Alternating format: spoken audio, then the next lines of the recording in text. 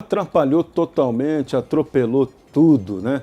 Esse almoço eu espero que não tenham comido Lula, porque a impressão que eu tenho é que desse encontro ele saiu aí não tão bem quanto ele está querendo vender, não. Vou até chamar o nosso VAR para a gente fazer aqui uma retrospectiva histórica. Quem convocou esse encontro foi Nelson Jobim. Nelson Jobim é um dos maiores articuladores da história brasileira. Esse homem, esse personagem, ele hoje é um banqueiro, diretor jurídico de um grande banco, BTG Pactual, mas ele já foi ministro da Defesa, já foi ministro da Justiça, já foi ministro do Supremo Tribunal Federal. Uns brincam até que ele é o homem que já vestiu todas as casacas da República. Quando ele era ministro da Defesa, costumava até usar a farda verde-oliva, selva, né, com Jobim escrito nela. Então, ele é um dos grandes articuladores da política brasileira. Jobim foi o revisor da Constituição que foi escrita junto com um grande amigo dele chamado Fernando Henrique Cardoso. Foi senador, foi nosso presidente, foi ex-ministro da Economia de Itamar Franco, ministro da Fazenda de Itamar Franco, melhor corrigindo, e eles são os que escreveram essa Constituição de 1988, tão cheia de problemas, tão cheia de falhas, tão cheia de falta de regulamentação, que a gente hoje vê aí o Poder Supremo sendo obrigado a interpretá-la o tempo todo. Então eles têm uma certa culpa na história. Fernando Henrique Cardoso, além disso, tem uma outra responsabilidade muito ruim que a gente já chamou a atenção ontem. Ele foi o autor dessa maldita coisa chamada reeleição.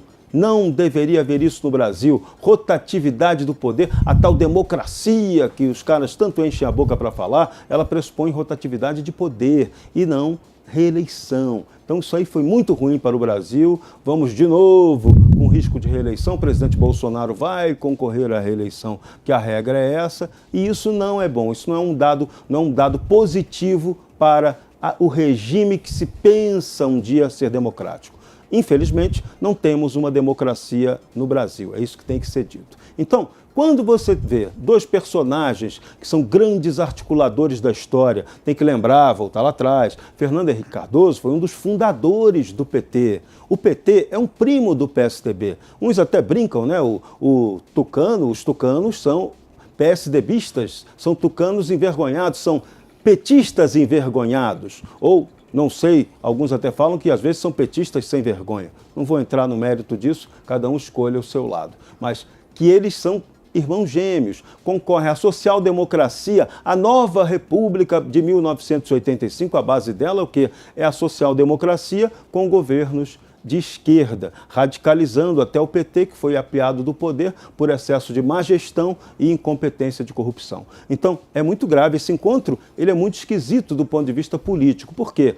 Ajuda a legitimar Lula. Fica a impressão para a gente que o grande advogado, o grande articulador jurídico Nelson Jobim, que já foi ministro da Defesa, parece que ele também foi ministro oculto da Defesa nesse processo de Lula no Supremo Tribunal Federal. Ele é um dos homens mais articulados, tanto na área militar quanto no Supremo. Ele pode ter ajudado Lula nessa defesa que ele teve brilhante, que o Supremo Tribunal Federal deu um golpe, é isso que tem que ser dito, no Poder Judiciário, em 3 instâncias do Poder Judiciário, transferindo o lugar do julgamento de Lula de Curitiba para Brasília. E aí ignorou todas as provas, tudo que foi apresentado, confirmado, ratificado, corroborado por 3 instâncias da Justiça para reabilitar Lula como candidato à presidência da República. Isso é vergonhoso. O Lula não é inocente. Ele pode estar perdoado pela chicana jurídica, mas ele ainda deve explicações,